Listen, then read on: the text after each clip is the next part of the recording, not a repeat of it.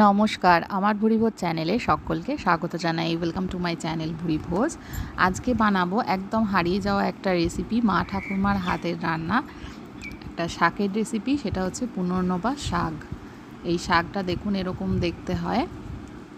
এটাকে প্রথমে ভালো করে ধুয়ে পরিষ্কার করে নেব। পাতাগুলো এরকম গোল গোল টাইপের হয়, আর এর যে ডাঁটাগুলো দেখছেন এগুলো কিন্তু ভীষণ কচি থাকে, এগুলো নরম থাকে। এগুলো কুচিয়ে কিন্তু রান্নায় দিয়ে দেবো। সবজির মধ্যে লাগবে বেগুন, সাদা বেগুন ব্যবহার করেছি, চাইলে আপনারা যে কোনো বেগুন ব্যবহার করতে পারেন। কুমড়ো রয়েছে, আর যেটা স্পেশাল সেটা লাল আলু। লাল আলু দিয়ে এই শাকটা অসাধারণ লাগে।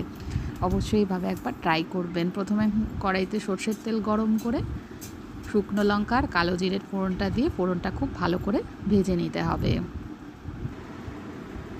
আমার মা ও ঠাকুমা কিন্তু এইভাবে শাকটা রান্না করতেন, ঠিক এই প্রসেসে, এবং এইভাবে রান্না করলে কিন্তু এর স্বাদটা কোনো দিনও আপনি ভুলতে পারবেন না।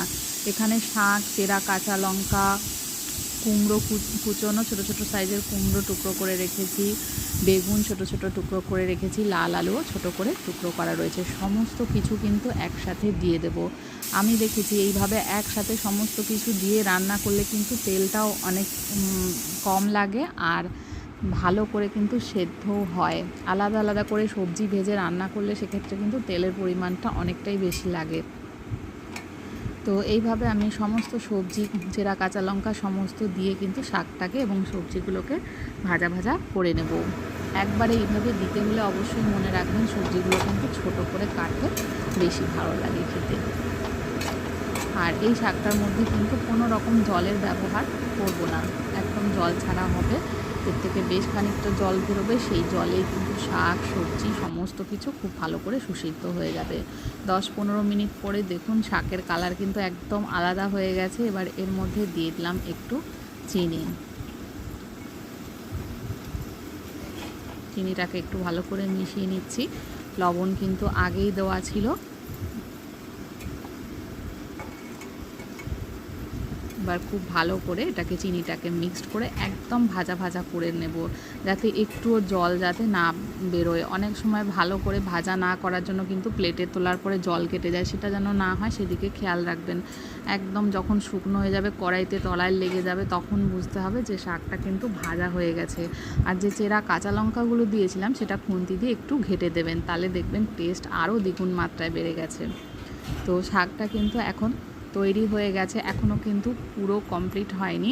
আমি আরও একটা জিনিস দেবো, সেটা হচ্ছে গোটা পোস্ত। নামানোর জাস্ট আগে 1 চামচ, ছোটো চামচের 1 চামচ গোটা পোস্ত জাস্ট মিশিয়ে নিতে হবে।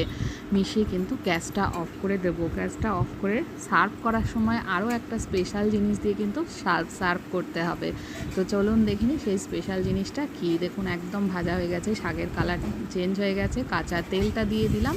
কাঁচা তেলটা অবশ্যই দেবেন এই শাকে। সামান্য একটু কাঁচা তেল দিয়ে ভালো করে মিক্স করে নিলাম। এবার আমি এটা সার্ভ করব একটা স্পেশাল জিনিস দিয়ে, যেটা ছাড়া কিন্তু শাক অপূর্ণ থেকে যাবে রান্নাটা।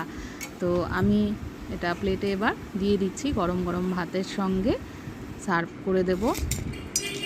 এবার ওপর দিয়ে দিচ্ছি ভাজা বড়ির গুঁড়ো। ভাজা বড়ি গুঁড়োটা কিন্তু লাস্টেই এইভাবে, বড়িটা কিন্তু কড়াইতে দিয়ে রান্না করব না, আগে ভেজে নিতে হবে, লাস্টে এইভাবে ছড়িয়ে সার্ভ করতে হবে।